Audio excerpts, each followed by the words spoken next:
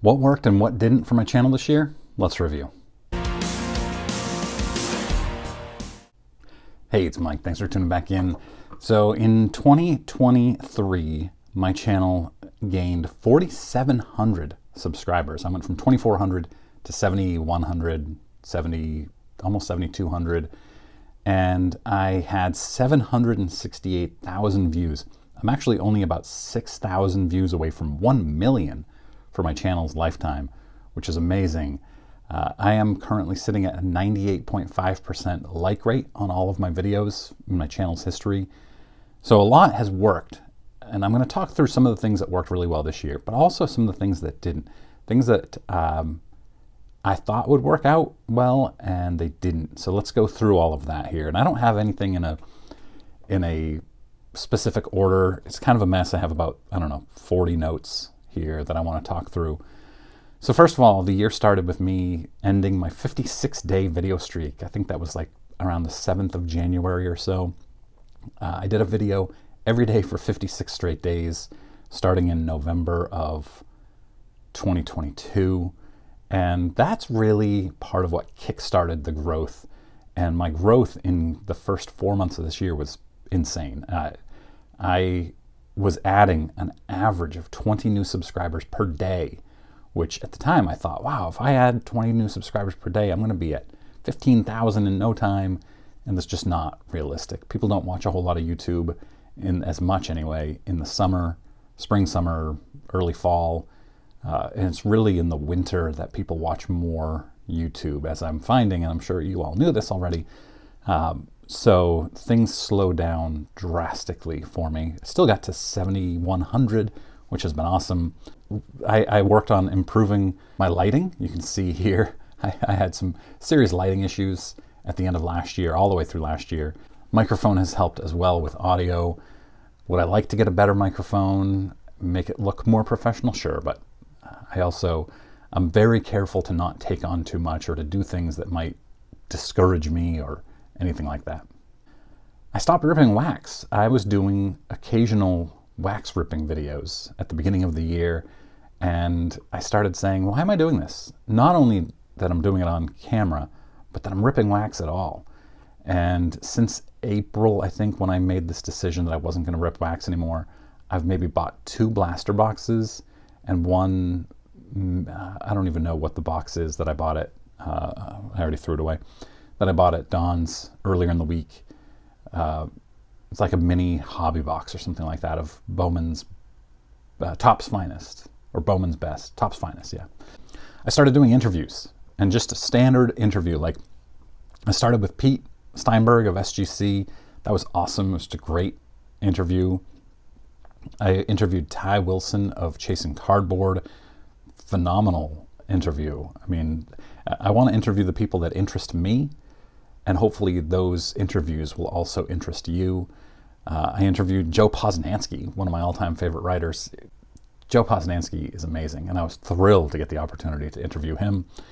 I interviewed Paul Lesko, the hobby attorney, Danny Black, who started a new website called Hobby News Daily. So those have been really fun. I'd like to do more interviews. I was asked to join Bench Clear Media, initially just on Hobby Think Tank, which I was honored to do. Mike Moynihan took a risk on me, and now I've done, 20 plus Hobby Think Tank videos. And that's a blast. Danny, John, and Mike are awesome to work with. It's a lot of fun. I'm really thrilled to do that. And then I was asked to join Hobby Hotline Saturday mornings, and I agreed to do that. And it was fun at first, and it's a great group. It's a great show. For me, though, it's just too much industry stuff that I had to keep up on that I didn't really care about, and I don't want to talk about things that I don't care about. So I decided after 9 months of doing that, actually I put in my 3-month notice 6 months into it and said I'll finish up the year. And but that was fun. I'm glad I did it. No regrets whatsoever, and that's a great group of people in that group. I also interviewed Chris Sewell early in the year, and we had an awesome time, and it was just like we clicked immediately. We started emailing each other. We agreed to get lunch together at the National, and at the National, at lunch, I was like, hey, why don't we do a regular show together? and I pitched him on what my idea was, and we did it. And it's been a lot of fun so far. I think very successful. In fact, he tells me that people come up to him at shows and say that their favorite thing that he does is the shows with me, which is deeply, deeply flattering. I want people to enjoy what I enjoy. So I'm glad that they do. Right now we're on a little pause because of the holidays and things, but hopefully we come back in mid-January, late January, with some new episodes of that. Attic Find Friday blew up this year. I had done a couple of attic finds late last year, and then it was somewhere in the first quarter of this year that I started saying, I should do this on a regular basis. I need a regular show, because I didn't have a show before that you could count on the same day every week. And I said, I need one. I need it to have a name that's catchy, basically branding. And I love doing these attic finds. And so I said, I'm going to do an attic find every week. And because I like alliteration and that's good for branding, I went with Attic Find Friday. And man, I don't know that it could have gone any better. It was such an awesome year for that series. I loved it. Not all of them worked. I had some, and actually I'm going to do a Attic Find Friday year in review, like top 10 attic finds video. I think tomorrow. That's my plan, is tomorrow. So make sure you're subscribed if you're not already. Yeah, it's, I don't know. I'm going to talk a lot more about it tomorrow, so I'll leave that there. I also did viewer Attic Find Fridays, which I'll talk more about tomorrow as well, where these got so popular that you, the viewers, started emailing me your stories, and I was honored to cover them. I branched out a bit into non-card things like comic books and things like that. I think I did a video on coins or something. Those weren't popular with you guys, but I enjoyed them, and that's really what I'm trying to do. I did card rooms. I did some videos on like super collector card rooms, starting with Dan's. Dan sent me his card room back in the early part of the year, and I did a video on that, and man, that took off. It was awesome. I got like 25,000 views in a couple of weeks. I didn't even know it had taken off at some point. You know, it got my standard 1,000 to 2,000 views in the first day or so, and then I don't pay attention to views after the first day because I've moved on to my next video. And then I started getting a lot of comments on it after 3 or 4 days, and I went and I looked, and it had like 10, 12,000 views out of nowhere, and the algorithm had picked it up and had just blown up, which that was my first experience of that on a high level. And then eventually over the next few days it got to 23, 24,000. Now I think it's at 25,000. And then I did a follow-up Dan video later on in the year. His room is just spectacular. You guys trusted me with your stories more than just on Attic Find Fridays, but like Jarrett, who I met at the Shriner show in April, I think, told me his story of when he was collecting on deployment. Awesome story. I love doing that. I love that you guys trust me to tell your stories. I'm happy to do this more. I need photos. I need a story, a hook to the story. So you can always email those to me at thejunkwaxhero@gmail.com. I did viewer responses. So I would put out like, what's your Grail card? Which I still have to do a video. I owe you one, and I'm very close to being done with that one. So next week is my plan. Things like that. What were your favorite childhood cards? I did that one as well. I tried doing shorts, YouTube shorts, which are videos that are a minute or shorter long. I didn't like it. I wasn't a fan at all. I felt like it brought in the wrong kind of people to my channel, if that makes sense. Like, I was getting teenagers watching my channel, and they didn't like it, which isn't a surprise. I'm not for everybody. Teenagers, they're not watching sports card storytelling. They're watching investing type videos, which is great, but it's not for me. So, plus shorts, if you want to do a short well, it's still so much work. And for me, there's no payoff. I didn't enjoy them. you didn't enjoy them. So I've mostly stopped doing them. I'll do occasional ones if it makes sense for me, but for the most part, I'm not going to. And that was one of my New Year's goals this year, was to do more shorts, and I found that I didn't like it. Let's talk sponsorships. I had a sponsorship on Attic Find Friday over the summer, and I was shooting for it. I really wanted sponsorships. I talked about it on the channel.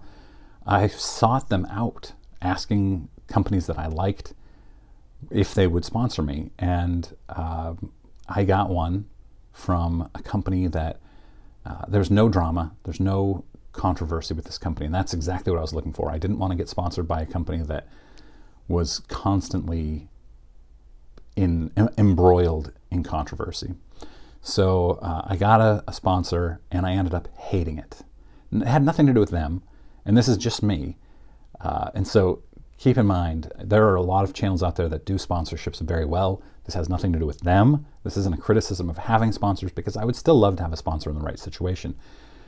I didn't like the situation that I was in, where I had to do Attic Find Friday every Friday, and it felt like so much pressure.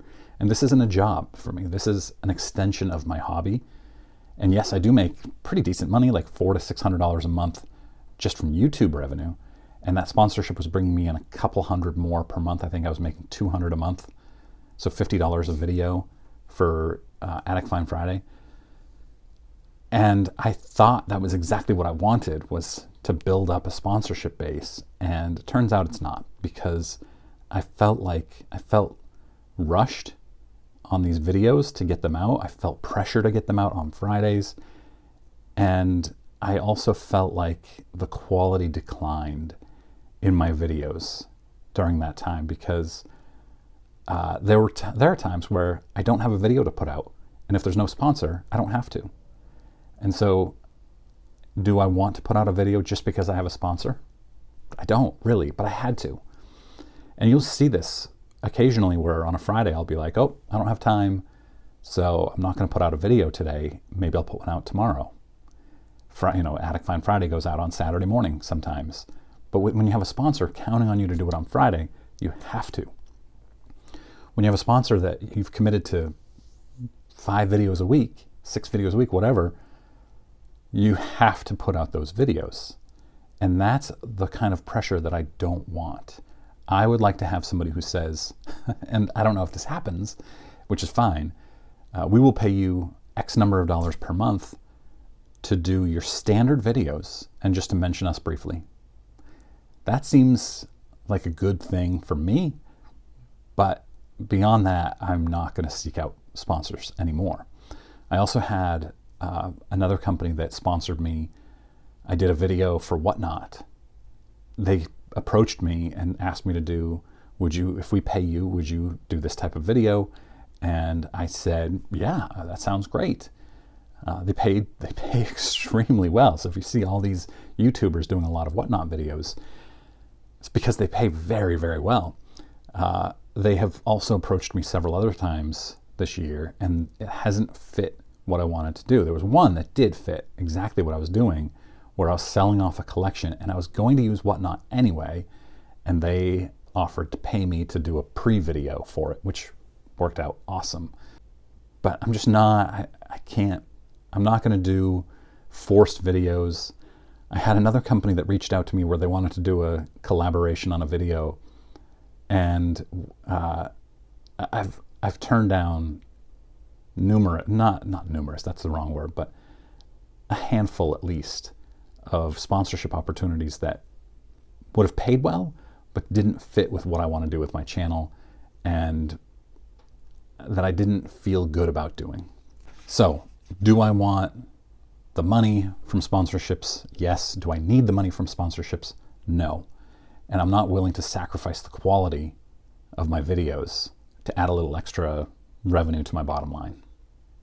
So I ended that Attic Find Friday sponsorship after 2 months. At the end of I had committed to, I was doing a month-by-month agreement with them, and midway through July, I think it was, I decided I wasn't going to continue with that. And it had nothing to do with them. They were awesome to work with. No complaints whatsoever with that company. Very responsive, paid quickly. It was just me, 100% me. Another thing I wanted to commit to this year was podcasts, getting my videos into podcast form. It ended up being too much work again. And when this feels like work, I enjoy it far less. So I stopped. I do have Attic Climb Fridays are set up for YouTube podcasts, but that's it. I did fewer card show videos this year because I went to fewer card shows. Last year, 2022, I did a lot of card show videos, and those were my most successful things in 2022. I found that they were less successful this year, although my national videos were some of my more successful videos of the year. And that brings me to thumbnails. You can see my thumbnails for the national. At least one of them was really, really good, and it got 10,000 views or something like that. I also did like the 5 cards I'm targeting in a down market. These are videos I make on my own with an app called Promio. I spend 3 minutes per thumbnail. I would like to improve my thumbnails even more. So if you look back at my old thumbnails, early part of 2023, they weren't great. And I improved my thumbnails. I don't know if I saw an increase in views from that. It's really tough to tell. But I want to improve them even more. If you look, the videos that do the best in the algorithm, the ones that people click on the most, have thumbnails with someone's face up close. I don't want to do ones where it's like, I've tried those before. They look ridiculous, and they didn't bring what I felt was an incremental increase in viewership. So I need to figure out a way to like Greg from Midlife Sports Cards does a great job with including his face without it looking ridiculous, but having it look inviting. So that's what I'm hoping to do in 2024 is continue to improve my thumbnails. I started the Super Collector series, which is a blast. I love that series. I interviewed a Griffey Super Collector, which was just insane collection. A Ricky Henderson Super Collection. These guys were both awesome. I also did a different kind just recently, a week or two ago, where I interviewed a graded Sports Illustrated Super Collector, which was really, really interesting to me. I started the Best Collection on YouTube series, interviewing Orlando of A Collector's Dream and Mike Moynihan, Baseball Collector, on that. And I have more coming up. I have a handful that I've worked out with the person. I started, I realized that at the size my channel has gotten and the number of views I get, I can start reaching out to people for information on certain things. Like I reached out to Nick, Junk Wax Investor. When I had a story, I reached out to him and said, hey, it feels like your channel's different. Did you sell it, and can I talk about it? Can you answer some questions? And he very graciously responded yes. And that, for me, was the first being like, wow, I can reach out to people and they might respond. So I've reached out to Nat Turner. I've reached out to, and Nat has responded to some extent. I heard from Ken Golden twice proactively this year, which I never expected, where I did a video on his Netflix show, and my wife called him a bad name, and he sent me a private message through Instagram saying, thanks for the honest review, because I enjoyed the show, it was entertaining, and he's sorry that his style wasn't for my wife, or something like that. And then another time where PSA messed up something with Golden, and Ken reached out to me, even though it wasn't his problem, really, and he fixed it. And so I thought that was awesome. I'm not a big Ken Golden fan, obviously, but pretty good. I did giveaways. I did so many giveaways. I love doing these. I reached 3,000, 4,000, 5,000, 6,000, and 7,000 views this year, and I did giveaways along the way on 3,000, 5,000, 6,000, and 7,000, I think. And I love those. Those live streams are great. I wish I could do more. Evenings are tough for me. That's family time. Usually I do my videos early in the morning, which is not a good time for live streams, obviously. So I'm up 5:30, and I'm doing my videos super early, and then I can do the video and edit it before I have to even work. So yeah, it's tough to live stream time in the evening, interviews also in the evening. I do them occasionally. I did a couple of videos that you might describe as drama to some extent. One of them was the one where I was mildly critical of Jeff Wilson, a trade that he made, not even of him, just that he made a trade. He traded some like amazing vintage for an ultra modern, I think Steph Curry RPA or something like that. And it attracts it attracts, again, people that I don't want watching. I started clearing the bases. My Sunday morning clearing the bases series has been awesome. I started that in April, I think. I didn't do it every week, I don't think, initially, but maybe I did. I really enjoy that.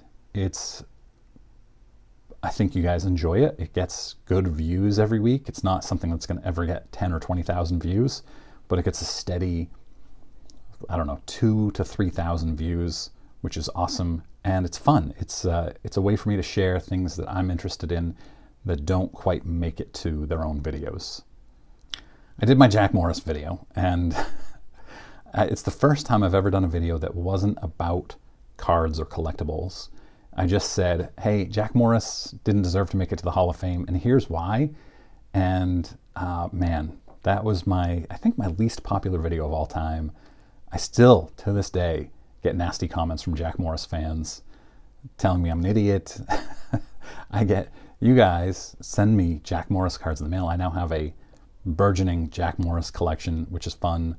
I'm the Jack Morris guy now, which I never expected to be, didn't want to be, but it makes me laugh. So one thing that I've enjoyed doing is increasing my video length, and not just by talking longer, but initially when I first started doing this, I thought I want to keep my videos to 6 to 8 minutes long because I don't want, I'm too new. You need to earn, in my opinion, you need to earn the longer videos. And this year I felt like, well, I can get to 10-minute videos, 12-minute videos occasionally, and then obviously longer interviews. And so I have done that. I've increased my average video length. If you take out the interviews, it's probably closer to 9 minutes instead of 6 or 7 minutes, maybe 10. I'm not even sure, but that's something that I feel has been a success this year. I did a lot of vintage, which I enjoy the best, I think. I like the stories. The stories of vintage and junk wax are great, but I also talked about ultramodern. I talked about things that I really dislike about ultramodern cards, but also things that I love about ultramodern cards. I'm an ultramodern collector too. I collect pretty much anything, but there are a lot that I don't like, and I feel like those ones are more successful with you guys. I think most of my viewers are vintage viewers, and you also have the same feelings about ultramodern. You might collect it, but you also know that there are deep, deep flaws in ultramodern cards. I did the History of Garbage Pail Kids video, which is fun. I still get comments on that.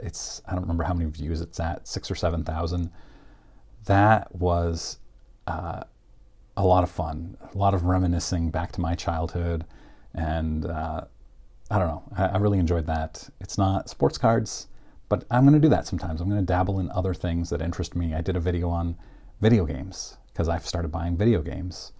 And so, you're going to get a little bit more. You'll get a variety of things from me. I also do like PSA or SGC reveals.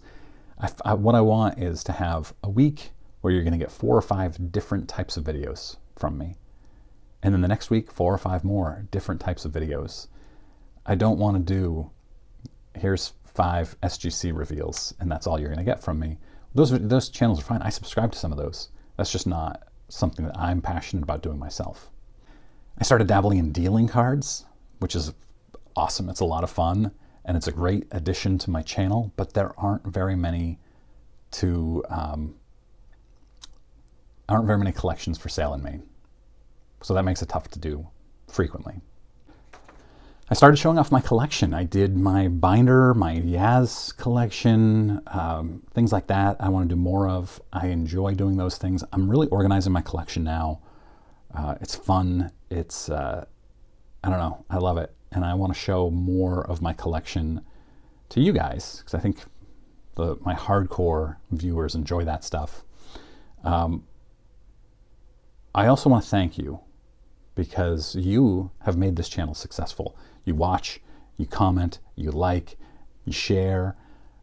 All of those things help my channel. And without you guys, I couldn't do this. I did, when the killer was rampaging nearby in Lewiston, Maine, or Lisbon, right down the street from me here, I hadn't put out a video in a few days, and I was like, well, I've probably got a couple hundred people who are wondering what's happening because they know I live in Maine and this is national news. So I put out a video and I thought a couple hundred people might watch this, and 1,800 people watched it in the first day. And that is a ton of people to watch a video in the first day, for me anyway. And you cared. It was something that interested you, and you knew that I lived in Maine. Some of you didn't, and I appreciate that. And your care for me as a content creator, I hate calling myself content creator, I appreciated that. So thank you for contributing to my community and to the YouTube community, and I hope you'll stick around in 2024. I have a blast. And make sure you watch tomorrow's Attic Find Friday year in review, and then Saturday I'm hoping to put out a best cards I picked up in 2023 video. That might be Sunday though. Thanks everybody. Hope you have a great day.